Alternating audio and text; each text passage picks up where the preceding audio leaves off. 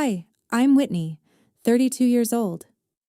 When I invited my family to the Young Entrepreneur Awards, my younger brother didn't even bother looking up from his phone screen. He casually adjusted his expensive silk tie and scoffed. Just a lowly employee, I'm busy with a major project. My dad gave a sarcastic smirk over his glass of red wine, coldly telling me to stop showing off. My mom nodded in agreement and patted my brother's shoulder, advising me to be realistic because he had actual real business to worry about. But they could never have imagined that at exactly 7:45 p.m. that Saturday night, right as the whole family was raising their glasses to celebrate at a luxurious 5-star restaurant, my brother's phone would suddenly display a live financial news broadcast.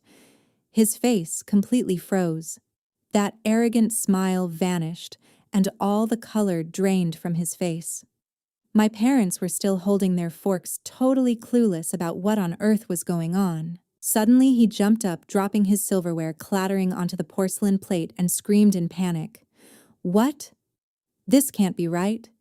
If you've ever been shunned and turned away by the very people who share your blood stick around, this story will show you just how incredibly steep the price of contempt really is.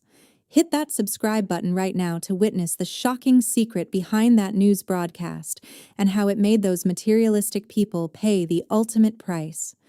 Going back 6 days before that fateful night, I curled up on the worn-out sofa in my cramped apartment, my eyes glued to the completely empty birthday messages on my screen. The silence in the room was deafening. At 32 years old, I was the founder and CEO of a rapidly growing bio-recycled materials startup.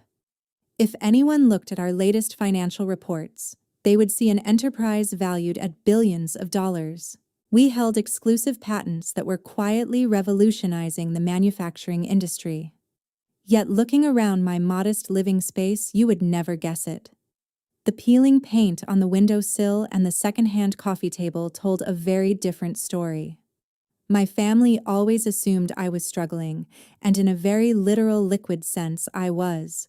Every single asset I possessed was locked tightly in company shares, waiting for our massive upcoming funding round. I had deliberately chosen not to sell a single share to maintain absolute control over my vision. That meant every actual dollar I spent on groceries or rent was hard-earned cash scraped together from my meager base salary, not the staggering paper valuation sitting in my portfolio. I was building an empire in the shadows, choosing to pour every available resource back into research and development rather than upgrading my lifestyle. My phone suddenly vibrated against my leg. For a brief second, my heart leaped. I eagerly unlocked the screen, hoping to see a notification from the family group chat. Instead, a short text message illuminated the dark display. It was from Carl, the veteran angel investor who had backed my vision from day one and served as my most trusted mentor. "Check your work email when you get a chance. We have something massive to discuss," his message read. I swiped the notification away, not quite ready to switch back into CEO mode. Seeing Carl's name merely served as a stark reminder of the people who actually supported me, plunging my thoughts straight back to the bitter memories of last Christmas. The holiday dinner had been hosted at my parents' sprawling estate. The dining room was suffocatingly warm, filled with the scent of roasted pine and the overwhelming aura of superficial success. My younger brother Lance had just closed a mid-sized deal at his Wall Street venture capital firm and was holding court at the head of the table. He was wearing a custom-tailored suit that cost more than my monthly laboratory budget. When my mother Janet attempted to politely ask how my little recycling project was going, Lance did not even let me answer. He swirled his expensive scotch, looked at my practical winter sweater with undisguised pity, and delivered a line that had echoed in my mind for months. "She is just a lowly employee holding on to a pipe dream," he had stated casually, as if diagnosing a terminal illness. He did not say another word about my career after that, because he felt he did not need to. The worst part was not his arrogance.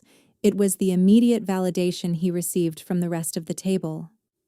My father, Larry, a conservative corporate lawyer, chuckled softly and raised his glass to Lance, murmuring something about the importance of generating real revenue. Janet simply smiled brightly, reaching over to adjust Lance's lapel while urging me to perhaps look into a stable corporate job in the new year. They measured human worth entirely by immediate cash flow and flashy job titles. To them, my dirty boots and endless hours in a research lab were signs of failure, not dedication. The memory faded, leaving me sitting in the cold reality of my dimly lit living room. I pulled my knees up to my chest and stared at the family group chat once more. The last message sent was from 2 weeks ago, a generic photo of Larry's new golf clubs. Today was my 32nd birthday. The entire day had come and gone, the sun had set hours ago, and my own parents and brother had completely forgotten. There were no phone calls, no passive-aggressive text messages, not even a digital greeting card.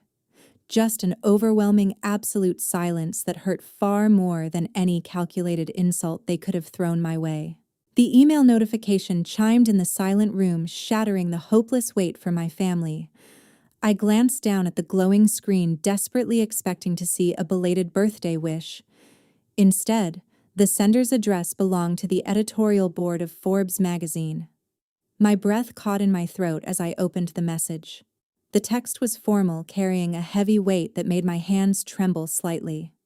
The representative warmly congratulated me on being officially selected for this year's 30 Under 30 list in the innovation sector. However, the second paragraph made my heart race. They informed me that the committee had unanimously nominated me for an exclusive special category. The details of this distinct honor were strictly confidential and would only be announced live during the annual gala broadcast this coming Saturday evening. There was no mention of specific financial figures or valuations in the email, just the profound acknowledgement of my relentless work over the past several years. A flicker of naive hope ignited within my chest. Perhaps an invitation to one of the most prestigious business events in the country would finally be enough to make them see me as an equal. I opened our family group chat. The screen still stubbornly displayed the golf clubs from weeks ago, completely devoid of any birthday greetings. Pushing down the lingering sting of being forgotten, I quickly typed out a message. I explained that I was being honored at the Forbes Gala this Saturday and asked if they would come to support me. I hit send, watching the small text bubble appear, and waited. Almost immediately, the 3 typing dots materialized. It was Lance. He did not offer a single word of congratulation or a basic acknowledgement of my achievement. Instead, he completely steamrolled my announcement by uploading a sleek digital invitation card. It was for a lavish celebration at a 5-star restaurant scheduled for the exact same evening at 7:45. His venture capital firm was finalizing a massive merger, and he was hosting the partners. Following the image, his text message popped up on the screen, dripping with his trademark condescension. "Just a lowly employee, I'm busy with a major project," Lance wrote. He added another message immediately after explaining that his event was about generating real cash and securing actual market share, not collecting meaningless participation trophies given out by magazines. He made it perfectly clear that his dinner was a tangible financial milestone, while my gala was nothing more than a desperate attempt for attention. Before I could even process the cruelty of his words, my father joined the conversation. Larry did not reprimand his son for the blatant disrespect. Instead, he aligned perfectly with Lance's pragmatic arrogance. "Stop showing off," my father texted. He followed it with a lecture about how true success in the corporate world is measured by the bottom line and solid investments, not by dressing up for cameras. He insisted that Lance was securing real wealth, and I should not try to overshadow his concrete accomplishments with some flashy media event. Then came my mother. Janet always possessed a unique ability to deliver devastating blows under the guise of maternal reasoning. "Be realistic," she typed effectively, sealing the family's verdict. She gently explained that they had already committed to attending Lance's dinner because it represented a monumental step in his career.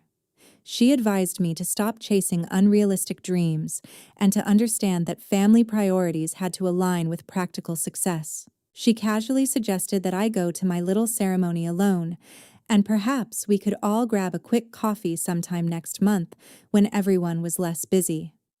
I sat alone in the dim light of my apartment reading the messages over and over again.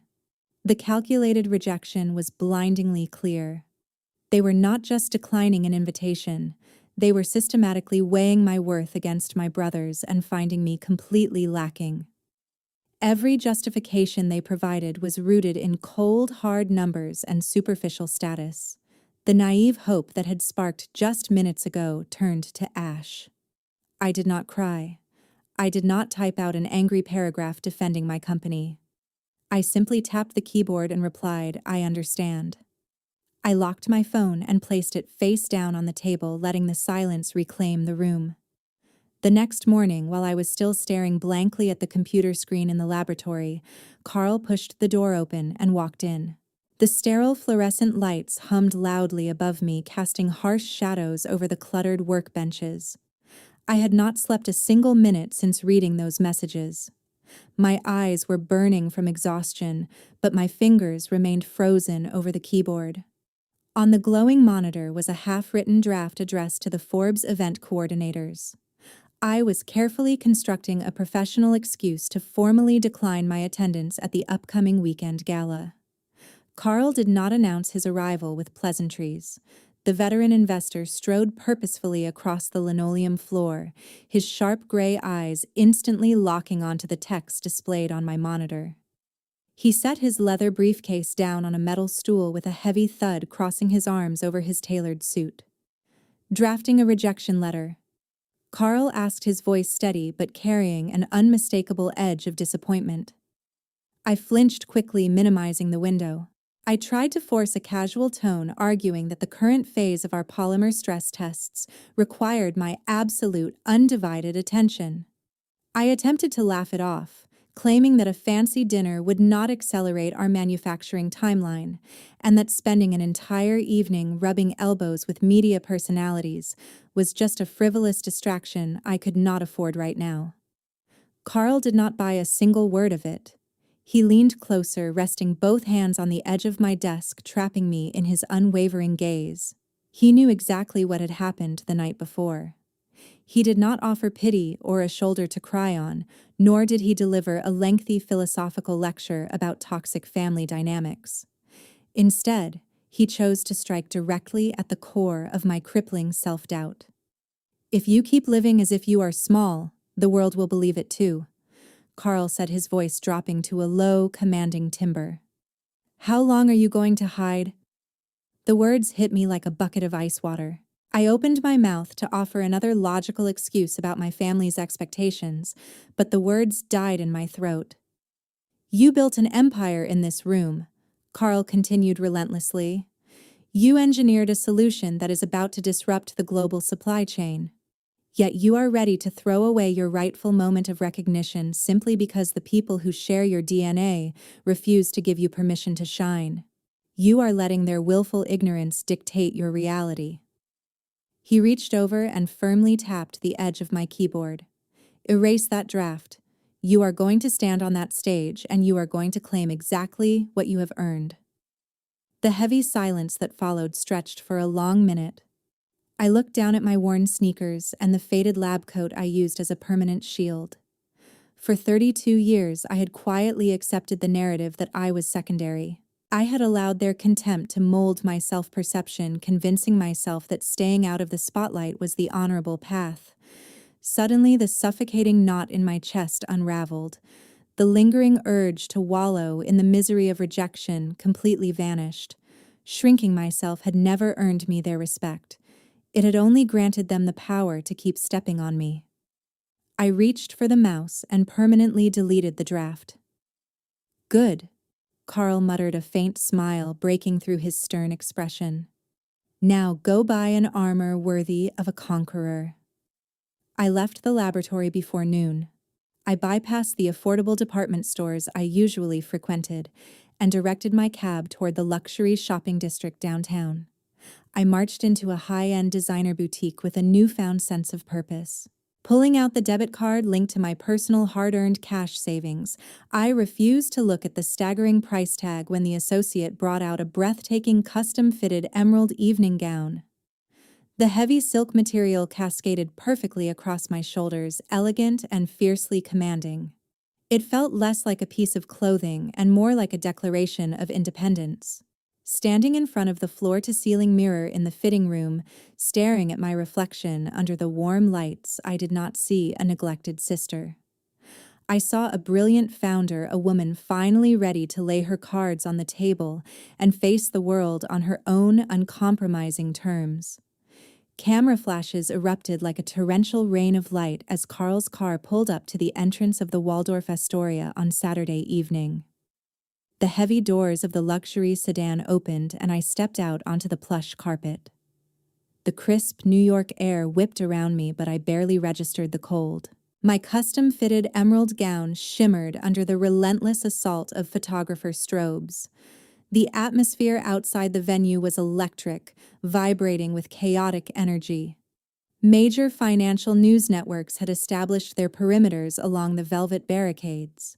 Reporters with microphones bared the logos of global business channels, their voices overlapping in a loud symphony of wealth and corporate speculation.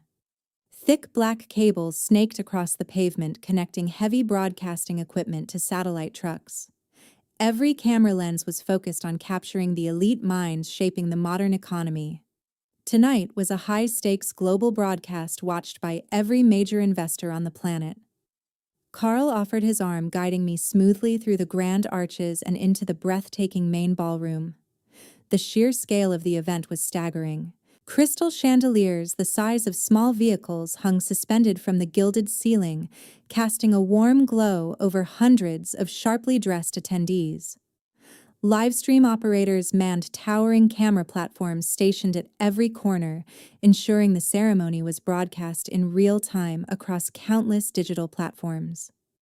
Red recording lights blinked steadily, signaling to the world that the feed was live. I took my seat near the front row, my heart hammering a steady rhythm against my ribs. I traced the intricate stitching of my silk dress, grounding myself completely. I was no longer the invisible sibling hiding in a cramped laboratory. The lights dimmed slightly as the editor-in-chief of Forbes stepped up to the crystal podium. A hush fell over the massive crowd, replacing the networking conversations with palpable anticipation. He spoke eloquently about a new era of innovation, emphasizing how sustainable technology was aggressively reshaping the global market. Then the giant screens flanking the stage transitioned to a dramatic graphic. The host announced the final, highly anticipated honor of the evening. He spoke about a revolutionary bio-recycled materials enterprise that had quietly secured a multi-billion-dollar valuation, disrupting entire supply chains while operating entirely under the radar. The industry had spent months speculating about the hidden architect behind this corporate takeover. The host paused intentionally, allowing the heavy silence to amplify the tension. He leaned into the microphone, his voice booming through the sound system. He officially declared that the mastermind, the primary founder, and the largest controlling shareholder of this unprecedented empire was none other than Whitney Hale. A collective gasp rippled through the audience before rapidly transforming into a thunderous wave of applause. Flashbulbs ignited across the room, illuminating the faces of tech moguls turning to look at me. Carl gently squeezed my shoulder, a proud smile spreading across his face. I stood up. My legs felt remarkably steady, anchored by a profound sense of purpose. With every step I took toward the brightly illuminated stage, the heavy weight of 3 decades of condescension fell away. I ascended the stairs, the emerald fabric trailing elegantly behind me. The host handed me the heavy glass trophy. I turned to face the blinding spotlights and the vast sea of industry titans. I adjusted the microphone. I did not unfold a piece of paper. I did not list profit margins or read a standardized corporate thank you note. I looked directly into the primary broadcasting lens, fully aware that this exact video feed was currently streaming into luxury restaurants and executive boardrooms across the country. I took a deep, centering breath. There are people who think your value is determined by their nod of approval. I said, my voice echoing clearly through the grand hall, sharp and unflinching. But the truth is, they are simply terrified of you outgrowing them. I let those words hang in the air for a fraction of a second, watching the impact register on the audience. I continued by speaking about the grueling years spent engineering solutions in the dark. I spoke about the sheer willpower required to build an undeniable empire when those who should support you refuse to acknowledge your existence. I declared that true power is never handed out at a dining room table. It is forged through relentless dedication and unshakable self-belief. I claimed my throne with absolute certainty. The entire ballroom erupted into a massive standing ovation as I firmly gripped the award and stepped back from the podium. Just as I stepped down from the brightly lit stage amidst the thunderous applause of my peers, the phone buried deep in my purse began to vibrate in a frantic, unrelenting rhythm. At exactly 7:45 miles away from the dazzling lights of the Waldorf Astoria, the atmosphere inside the exclusive private dining room of a Manhattan restaurant was suffocatingly opulent. Lance sat at the head of a mahogany table radiating unearned triumph. He was hosting the senior partners of his venture capital firm and the primary investor whose capital injection was supposed to secure Lance's promotion. Larry and Janet sat nearby, their faces glowing with immense pride as they watched their golden boy holding court. Crystal wine glasses clinked and expensive plates of truffles were served. The primary investor, a ruthless Wall Street titan named Richard, was not focused on Lance's boastful anecdotes. His attention kept drifting toward his smartphone resting beside his plate. The financial sector had been buzzing for weeks about a mysterious biorecycled materials enterprise, a true unicorn startup that Richard's fund aggressively yet unsuccessfully tried to court. They desperately needed to pour massive amounts of capital into this green technology to save their own failing environmental portfolio, but the elusive founder had firmly rejected every single meeting request. Just as Lance was recounting the earlier family group chat, bragging about how he had firmly put his delusional sister in her place, the live stream playing silently on Richard's screen reached its peak. The host's booming voice filtered through the device. Richard quickly turned up the volume, holding his hand up to silence Lance mid-sentence. The entire table went dead quiet. On the screen, the host dramatically announced, "The person behind this deal, Whitney Hale." Richard froze completely. His eyes widened in absolute shock as the camera panned to show a woman in a stunning emerald gown stepping up to the podium. He stared intently at the screen, then slowly raised his heavy head to look directly at Lance. The vibrant color drained from the older man's face, replaced instantly by a dark, furious storm of realization. He recognized the last name immediately. He recognized the context. The disconnected pieces snapped together with devastating clarity. Richard slowly lowered his phone to the table. The silence in the private room was no longer polite. It was dangerously thick. He fixed a lethal, unforgiving glare on Lance. "You just insulted the exact person our fund is desperately begging to invest in." Richard growled, his voice trembling with a terrifying mixture of disbelief and pure rage. "The woman you just called a nobody is the primary shareholder of the very unicorn project that could have doubled our annual revenue." Lance's smug expression shattered into a million irreparable pieces. His jaw dropped, and a sickening paleness washed over his features. The reality crashed down on him with the weight of a collapsing building. "What? This can't be right." Lance screamed, his voice cracking in sheer panic as he frantically grabbed his phone to verify the news. Across the table, Larry's face turned an ashen shade of gray. Janet covered her mouth with trembling fingers, her eyes darting frantically between the glowing screen and the furious investors. The illusion of their son's ultimate superiority evaporated in seconds, replaced by humiliating horror. Back at the gala, I finally reached the sanctuary of my assigned table. Carl handed me a glass of champagne, his eyes twinkling with knowing amusement. I opened my evening clutch and pulled out my aggressively buzzing device. The notification screen was a chaotic waterfall of incoming messages. There were 12 missed calls from my mother alone, followed by frantic texts from Larry demanding to know what was happening. Then came Lance's messages, a pathetic flurry of backpedaling desperate apologies and begging me to clarify the situation with his investor. They were stumbling over their own words. I did not read beyond the first few lines of their panic. There was no lingering anger left in my chest, nor was there any desire to craft a petty response.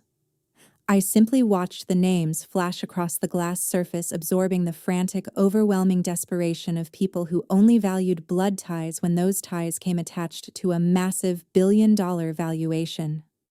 Slowly, deliberately, I swiped my thumb across the screen and powered the device completely off.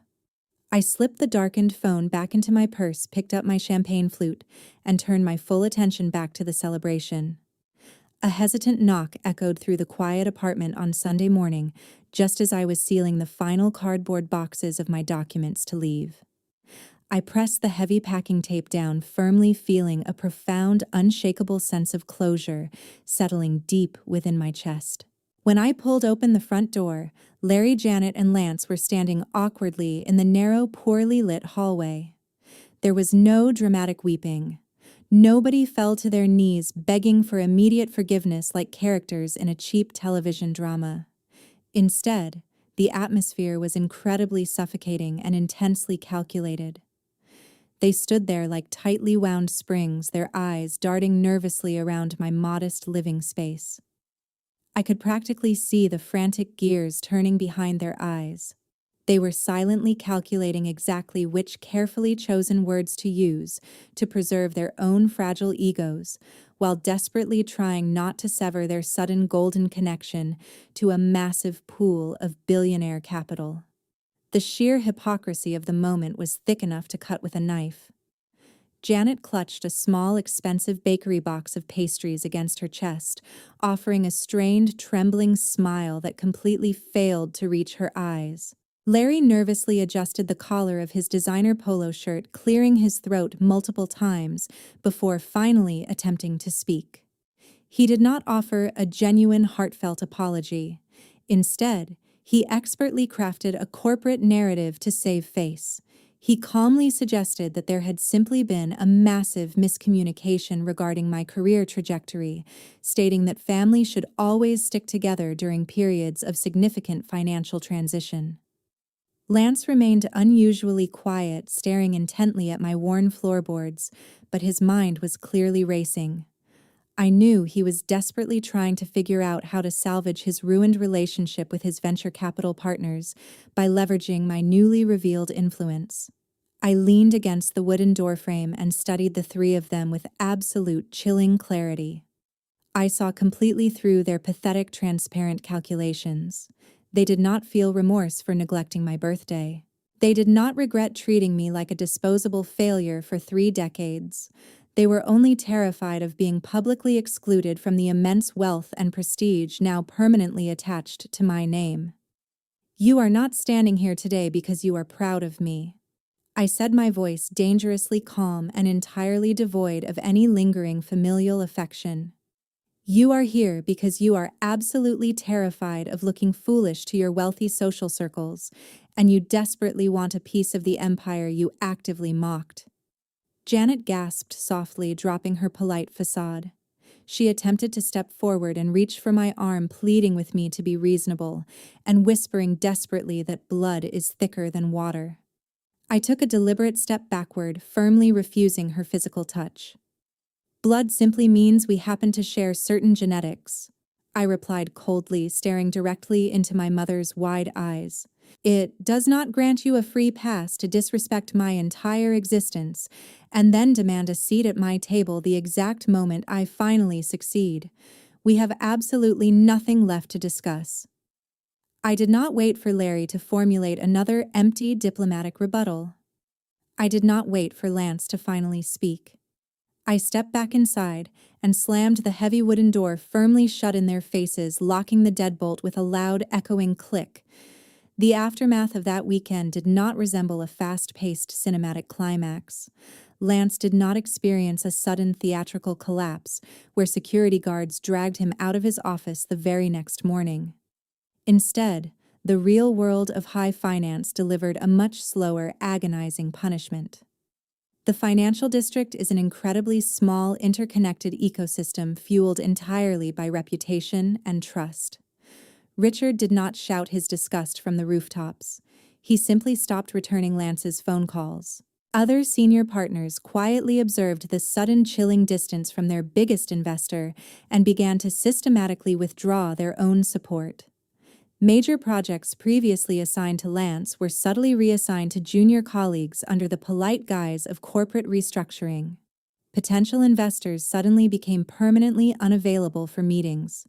His prestigious Wall Street reputation slowly eroded, chipping away day by day, month by month. He suffered a quiet professional starvation until his influence was completely bled dry and he lost everything he had arrogantly built. Larry and Janet were forced to watch their golden child fade into permanent obscurity, permanently stripped of the arrogant bragging rights they valued above all else. As for me, I did not stay in that cramped apartment a single moment longer than necessary. By Monday morning, I was sitting comfortably in the back of a black executive car heading toward the airport, leaving the bitter winter behind for the vibrant innovation hubs of Silicon Valley. Watching the city skyline fade in the rearview mirror, I realized the ultimate truth about human value. The greatest success in life is never found in forcing toxic people to suddenly love and respect you. True power comes from carefully placing the crown upon your own head, walking away from those who only tried to drag you down, and unapologetically stepping into a magnificent new chapter defined entirely by freedom, absolute sovereignty, and endless possibility.